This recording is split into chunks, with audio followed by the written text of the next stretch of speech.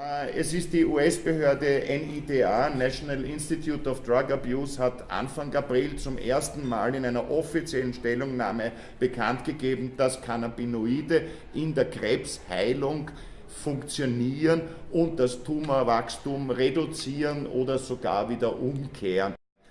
Die beziehen sich darauf noch auf Versuche mit Tieren. Ich ersuche aber jeden, den das Thema mehr interessiert, auf YouTube zu gehen. Wir haben dort mittlerweile Dutzende Berichte von Leuten, die zuerst ihre Diagnose Krebs in die Kamera halten, die dann von einer Therapie mit Cannabisöl berichten und dann geheilt wurden. Our endocannabinoid system regulates everything in our body. Our immune system, digestive system, cardiovascular system, nervous system, endocrine system, skin, skeleton, everything in our body is homeostatically regulated by our endocannabinoid system. And yet it's not taught in medical school? There's something a little flawed here. Even if you've never smoked a joint in your life, you have sort of internal cannabis in your body. You have an endocannabinoid system, endo meaning inside.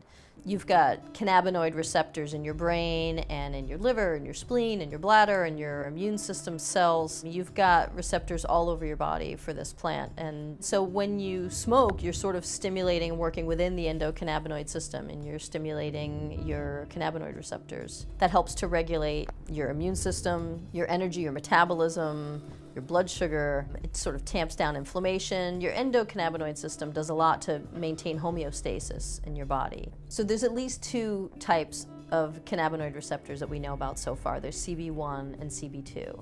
So the CB1 receptors are located all over your brain, and it's actually the most plentiful G-coupled receptor in your brain. Although there aren't any in your brainstem, which means that you can't overdose from cannabis. It won't stop you from breathing the way that you could, say, overdose from pain medicines.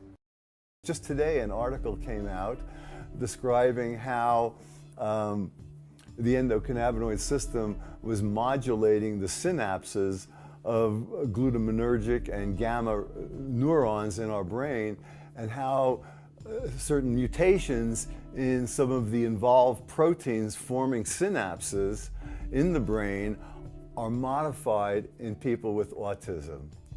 So we see a link between autism and the endocannabinoid system, and that's been pioneered by a woman in California, Miko Hesta Perez, who has a severely autistic son. And in desperation, she got a permit for him and gave him cannabis, and it changed everything.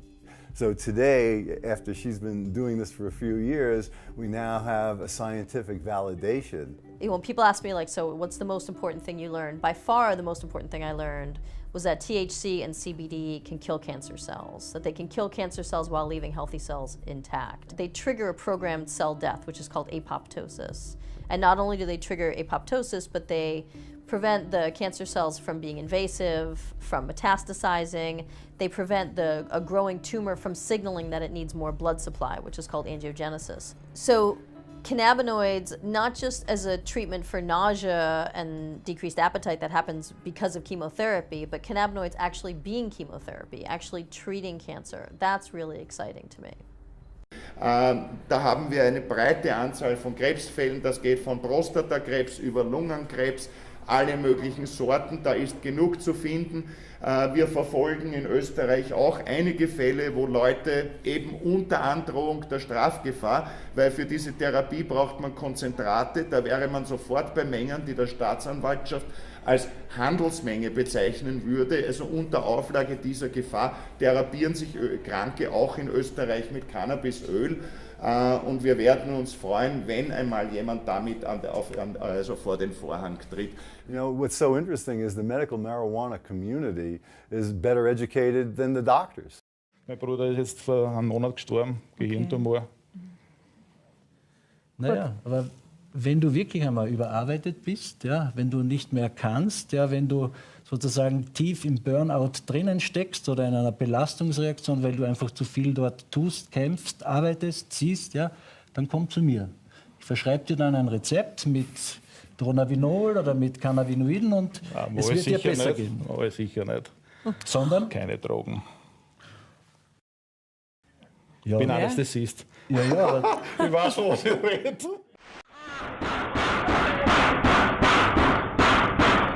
if you smoke marijuana, pay attention, okay? You're probably going to forget the study anyway because apparently teen cannabis use has been linked with poor memory. We sort of like knew this. You know that they're absent-minded and everything, but now there's new scientific information. So there was a study done by Northwestern University where they took people who had begun using marijuana between the ages of 16 and 17 and smoked every day for 3 years at least. So we're talking about people who are like, they're wake and bake stoners, like long term. Memory loss, one of the most devastating features of Alzheimer's disease, with the knowledge it will only get worse, a life lived becoming a life forgotten. But now cannabis plants like these may offer hope.